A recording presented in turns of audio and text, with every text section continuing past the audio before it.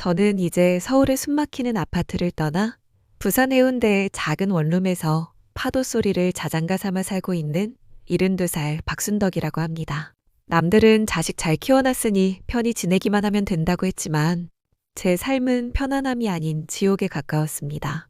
그래서 더는 견딜 수 없어 제 인생의 마지막 반격을 시작했습니다. 저도 처음부터 이렇게 독한 할머니는 아니었습니다. 세상에 처음부터 독한 사람이 어디 있겠어요?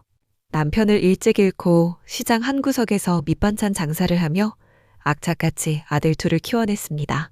큰아들 성우가 장가를 가고 눈에 넣어도 아프지 않을 손자 지훈이가 태어났을 때 저는 한 지붕 아래 옹기종기 모여 사는 것이 세상 가장 큰 행복인 줄로만 알았습니다. 아니, 행복이라고 스스로를 속이며 살았죠. 제 하루는 새벽 5시 지독한 어깨 결림과 함께 시작되었습니다. 잠이 부족해 깨질 듯한 머리를 붙들고 가장 먼저 하는 일은 인스턴트는 절대 안 된다며 까다롭게 구는 며느리 미영이를 위한 아침 준비였습니다.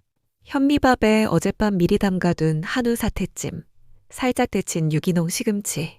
혹시라도 귀한 며느리가 탈이라도 날까 제 입에 들어가는 것보다 몇십 배는 더 신경을 썼습니다. 그 다음은 아침상 차림, 빵을 원하는 며느리를 위해 토스트를 굽고 국물을 좋아하는 아들을 위해 미역국을 끓입니다. 모두가 식탁에 둘러앉을 때쯤이면 저는 이미 세탁기 돌리고 난 후였습니다. 색깔별 분류는 기본. 며느리는 본인의 명품 니트와 남편의 정장 셔츠는 반드시 손빨래로 따로 하라고 신신당부를 했으니까요. 그들의 옷이 상하는 것은 천재지변이고 제 손목이 퉁퉁 붓는 것은 아무 문제 없는 일이었으니까요. 모두가 집을 비운 뒤에는 대청소가 시작됩니다. 구석구석 먼지를 털고 오후 4시까지는 제 유일한 소득원인 동네 반찬 주문을 만들어 배달까지 완료해야 했습니다. 그리고 집에 돌아오면 숨 쉴 틈도 없이 다시 저녁 식사 준비가 저를 기다렸습니다. 하루하루가 총성 없는 전쟁터였습니다. 물론 처음 몇 해는 견딜만 했습니다. 손자 지훈이가 제 품에 폭 안기며 할머니가 만든 김치찌개가 온 세상에서 제일 맛있어요. 라고 말해줄 때마다 고달팠던 하루의 피로가 눈 녹듯 사라지는 것 같았습니다. 내가 이 가족에게 없어서는 안 될 존재구나. 그런 뿌듯함을 느꼈습니다. 하지만 그 따뜻함은 그리 오래가지 않았습니다. 언제부턴가 며느리 미영이가 저를 대하는 태도가 변하기 시작했습니다. 마치 월급 주는 사업주가 직원을 대하듯 차갑고 딱딱하게요. 어머니, 청소는 구석구석 다 하셨죠? 오늘 제 회사 사람들 오기로 했으니까 먼지 한 톨 없게 신경 좀 써주세요. 어머니, 저녁은 정확히 6시에 차려주셔야 해요. 지훈이 태권도 끝나고 오는 시간이랑 딱 맞춰야 하거든요. 정확히 6시입니다. 그 정확히라는 단어에는 단 5분이라도 늦으면 안 된다는 차가운 경고가 담겨 있었습니다. 제가 거실 소파에 앉아 잠깐 오래된 드라마를 보고 있으면 며느리는 보란 듯이 얼굴을 찌푸리며 말했습니다. 어머니, 아침부터 드라마 소리가 너무 시끄러운데요. 볼륨 좀 줄여주세요. 아, 정말 머리 터져. 새벽부터 뼈가 으스러져라 일하고 잠시 갖는 그 짧은 여유마저 소음 취급을 당하는 순간 저는 깨달았습니다. 나는 이 집에서 환영받지 못하는구나. 나는 이들의 편리한 삶을 위해 존재하는 목소리 없는 가전제품 같은 존재구나. 저는 그 집의 식구가 아니었습니다. 월급 없는 가정부, 아니 그보다도 못한 존재였습니다. 그 사실을 뼈저리게 확인하게 된 건 어느 봄날이었습니다. 극심한 몸살 감기로 온몸이 화덕처럼 달아오르던 날이었습니다. 평생을 구부정하게 일하느라 망가진 허리까지 아려와서 침대에서 일어나지도 못한 채 끙끙 앓아 누워 있었습니다. 그때 며느리가 방문을 살짝 열고는 말했습니다. 어머니, 아프신 건 이해하는데 저녁 준비는 어떻게 하실 건가요? 지훈이 먹을 간단한 죽이라도 끓여주실 수 있으시죠? 체온계는 39.5도를 가리키고 숨쉬기만 해도 가슴이 칼로 찌르는 듯 아픈데 며느리가 걱정하는 것은 시어머니 건강이 아니라 오직 저녁상이었습니다. 그 순간 눈물이 주르르 흘러내렸습니다. 아, 이 집에서 나는 아파도 되는 사람이 아니구나. 결국 수십 년간 저를 괴롭혀왔던 허리가 더는 버티지 못하고 디스크가 터지고 말았습니다. 의사는 찢어진 디스크를 제거하는 수술을 해야 한다고 더 미루면 평생 보행이 어려울지도 모른다고 했습니다. 떨리는 목소리로 아들 성우에게 전화를 걸었습니다. 성호야, 엄마가 허리 수술을 해야 한단다. 수화기 너머로 들려온 아들의 첫마디는 제 가슴에 평생 지워지지 않을 상처로 남았습니다. 수술이요? 비용은 얼마나 나온대요? 입원은 며칠이나 해야 하고요? 열흘 정도 입원해야 한다는 제 말에 아들은 깊은 한숨과 함께 이렇게 말했습니다. 그럼 그동안 집안일은 어떻게 하죠? 미영이 혼자서는 절대 안 될 텐데. 쿵 하고 무거운 쇳덩이로 뒤통수를 얻어맞은 기분이었습니다. 평생 본인을 위해 헌신한 늙은 어머니가 수술대에 오른다는데 아들이 가장 먼저 걱정하는 것은 돈과 집안일이었습니다. 제 건강, 제 고통은 이미 그의 관심사에 없었습니다. 수술 당일 저는 결국 혼자 병원으로 갔습니다. 헐렁한 수술복으로 갈아입고 차디찬 수술실 앞에서 순서를 기다리는데 젊은 간호사가 측은한 눈빛으로 물었습니다. 할머니, 보호자분은 아직 안 오셨어요? 아, 다들 바빠서 못 왔어요. 괜찮아. 나 혼자서도 잘할 수 있어. 그렇게 말하면서도 뜨거운 눈물이 볼을 타고 흘러내렸습니다. 72년 평생 가장 두렵고 무서운 순간을 홀로 견뎌야 한다는 사실이 서러웠습니다. 마취에서 깨어났을 때도 텅 빈 병실에 혼자였습니다. 찢어질 듯한 통증보다 물 한 잔 달라고 부탁할 사람 하나 없다는 외로움이 더 고통스러웠습니다. 퇴원하던 날 아직 제대로 걷지도 못하는 몸을 이끌고 겨우 집에 도착했을 때 현관에서 저를 맞이한 며느리가 던진 첫마디를 저는 평생 잊을 수가 없습니다. 어머니, 수술은 잘 되셨어요? 저희가 너무 바빠서 병문안도 못 갔네요. 그런데 내일부터 집안일은 가능하신 거죠? 그 순간 제 안에 무언가가 와르르 무너져 내렸습니다. 미영아, 의사가 한 달은 절대 무리하지 말라고 했다. 네? 한 달 동안이나요? 그럼 저희는 어떻게 해요? 가사 도우미라도 불러야 하나? 안 그래도 돈 나갈 것도 많은데. 한 달짜리 파출부 비용이 아깝다는 그 말을 들으며 아, 나는 정말 이 집에서 돈 한 푼 받지 않는 무료 가정부 그 이상도 이하도 아니었구나. 뼈저리게 깨달았습니다. 그리고 그날 밤 제 인생을 송두리째 바꿔놓은 대화를 우연히 엿듣게 되었습니다. 잠결에 화장실을 가려다 거실에서 들려오는 아들 내외의 수근거림에 발걸음을 멈췄습니다. 여보, 솔직히 어머니 때문에 우리 생활이 너무 답답하지 않아? 사는 게 너무 피곤해. 며느리의 그 한마디에 제 발은 바닥에 얼어붙은 듯 꼼짝도 할 수 없었습니다. 친구들 한번 편하게 부르지도 못하겠고 우리끼리 외식 한번 하려고 해도 눈치 보이고 이제 허리도 저러시니 앞으로 병원비는 또 얼마나 들겠어? 우리 노후 준비도 해야 하는데 요즘 시설 좋은 실버타운도 많다던데 한번 진지하게 알아볼까? 실버타운 그 네 글자가 제 심장에 독화살처럼 날아와 박혔습니다. 아프기 시작하자 이제는 쓸모가 없어졌으니 내다 버릴 궁리를 하고 있었던 겁니다. 이 가족을 위해 제 청춘과 건강, 모든 것을 바쳤는데 저는 그들의 자유를 방해하는 치워버려야 할 짐이었던 겁니다. 바로 그 다음 주였습니다. 아들이 유난히 밝은 표정으로 제게 말했습니다.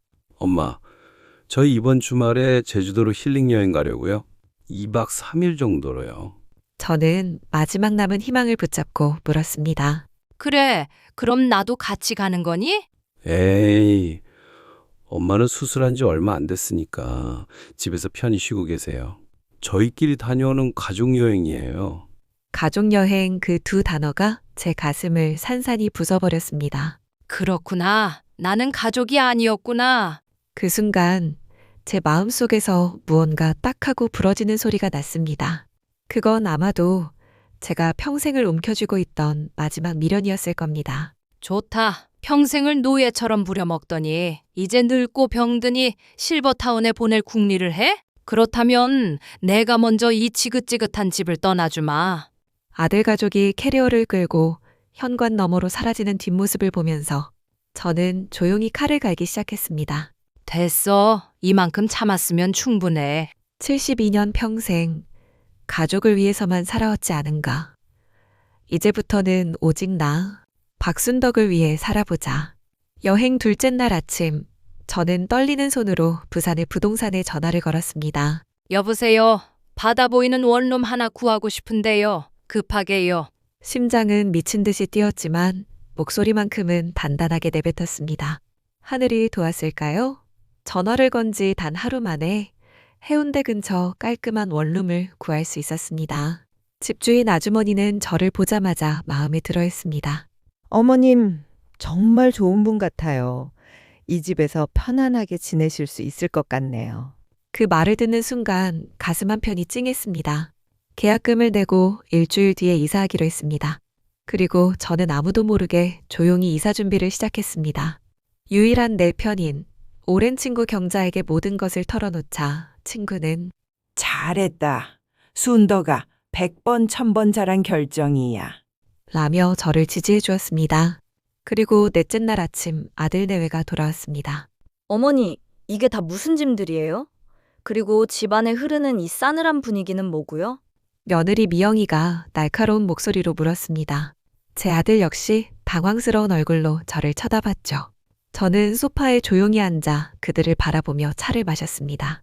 제 인생에서 가장 평온하고 또 가장 단호한 표정으로 말입니다. 이사 간다. 이 집에서 나가서 혼자 살 거다. 네? 이사를 어디로 가신다고요? 그리고 갑자기 혼자 산다니. 그게 도대체 무슨 황당무계한 말씀이세요? 황당무계라니. 말이 너무 심하구나. 내가 부산에 집을 구했다. 그 말이다. 뭐라고요? 부산에 집을 구했다고요? 저희랑 단 한마디 상의도 없이요. 어머니, 지금 제정신이세요? 그럼 저희는 이제 어디 가서 살라고요?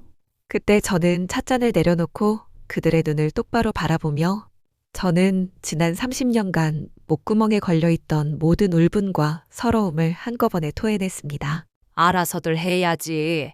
너희가 그동안 나한테 했던 것처럼 이제부터는 너희들끼리 오롯이 너희 가족끼리 한번 잘 살아보거라. 그리고 너희가 나보고 실버타운 알아보자고 한 건 기억나니? 내가 병원에 혼자 누워있을 때 집안일 걱정부터 하던 건 잊었어? 내 빨래는 더럽다고 따로 빨라고 하고 저녁 식사는 1분도 어기지 말라고. 닥달하던 것도 전부 잊었냔 말이다. 그제야 두 사람은 입을 꽉 다물었습니다. 똑똑히 들어라. 나는 이제 더 이상 너희의 무급 가정부가 아니다. 너희는 그동안 내 희생을 당연하게 받아왔을 뿐 감사 한번 제대로 표현해 본 적이 있더냐? 내가 매일 새벽부터 너희 세 식구 시중 드는 것을 당연하게 생각했지? 그거 전부 돈으로 환산하면 한 달에 얼마인 줄은 아니? 아들 성우가 고개를 푹 숙였습니다. 엄마, 저희가 정말 잘못했어요. 다시 한번 생각해 주시면 안 될까요? 그때까지도 제 마음 한편에는 혹시나 하는 작은 기대가 있었습니다. 진심으로 뉘우치고 사과한다면 하는. 하지만 아들의 다음 한마디에 그 작은 기대마저 산산조각 났습니다. 그럼 엄마 통장에 있는 돈을 어떻게 하실 생각이세요? 결국 돈이었습니다. 늙은 어미에 대한 걱정이 아니라 어미의 재산에 대한 걱정이었던 겁니다. 내 돈이다. 내가 알아서 쓸 것이다. 부산에 바다 보이는 작은 집에서 남은 돈으로는 내 남은 인생 너희 같은 것들한테 손 안 벌리고 편안하게 살 것이다. 며느리가 마지막 발악을 하듯 내뱉었습니다. 어머니, 정말 너무 이기적이시네요. 이기적, 평생을 희생하며 살아온 내게 이기적이라니? 그래 맞다. 이제부터라도 이기적으로 살아보란다. 70년 넘게 남 좋은 일만 하고 살았으니 이제 남은 시간은 오직 나를 위해서만 살 것이다. 나는 내일 아침 이사 가니 너희는 알아서 다른 집 구해서 살아라. 그 말을 내뱉는 순간 수십 년 묵은 체증이 한꺼번에 내려가는 기분이었습니다. 속이 다 시원했습니다. 다음 날 아침 저는 이삿짐 차에 올랐습니다. 30년간 살았던 집이 뒷창으로 점점 작아져 갔습니다. 그런데 이상하게도 아쉬움보다는 해방감이 더 컸습니다. 드디어 저 감옥에서 탈출하는구나. 4시간을 달려 도착한 부산. 차에서 내리자 짠내 섞인 바다 냄새가 코끝을 스쳤습니다. 새 집은 작지만 아늑했고 창문을 열자 푸른 바다가 한눈에 들어왔습니다. 이사 온 첫날 밤 저는 파도 소리를 들으며 잠이 들었습니다. 그동안 저를 괴롭히던 며느리의 짜증 섞인 목소리 대신 자연이 들려주는 평화로운 자장가를 들으며 잠들 수 있다는 사실이 꿈만 같았습니다. 부산에 온 지 석 달쯤 되었을 때 성호가 예고도 없이 찾아왔습니다. 엄마, 저희가 정말 잘못했어요. 다시 예전처럼 같이 살면 안 될까요? 저는 웃으며 말했습니다. 성호야, 너는 아직도 모르는구나. 나는 지금 이 삶이 정말 행복하단다. 더 이상 누구의 시중도 들고 싶지 않아. 대신 진짜 효도하고 싶으면 너희끼리 화목하게 잘 살아. 더 이상 엄마를 찾지 않는 것, 그게 진짜 효도다. 저는 그날 아들에게 분명히 선을 그었습니다. 엄마의 인생에 간섭하지 말라고. 너희의 삶을 스스로 책임지라고. 그것이 서로를 위한 최선이라고. 지금 저는 부산에 온 지 5개월이 넘었습니다. 매일 바다를 보고 작은 화분을 가꾸고 새로 사귄 이웃 할머니들과 웃고 떠들며 제 인생에서 가장 평화로운 시간을 보내고 있습니다. 저는 더 이상 누군가를 위한 희생양이 아닙니다. 누구의 엄마도 누구의 할머니도 아닌 오직 나 박순덕으로 살아갈 겁니다. 긴 이야기 들어주셔서 감사합니다. 구독과 좋아요 부탁드려요.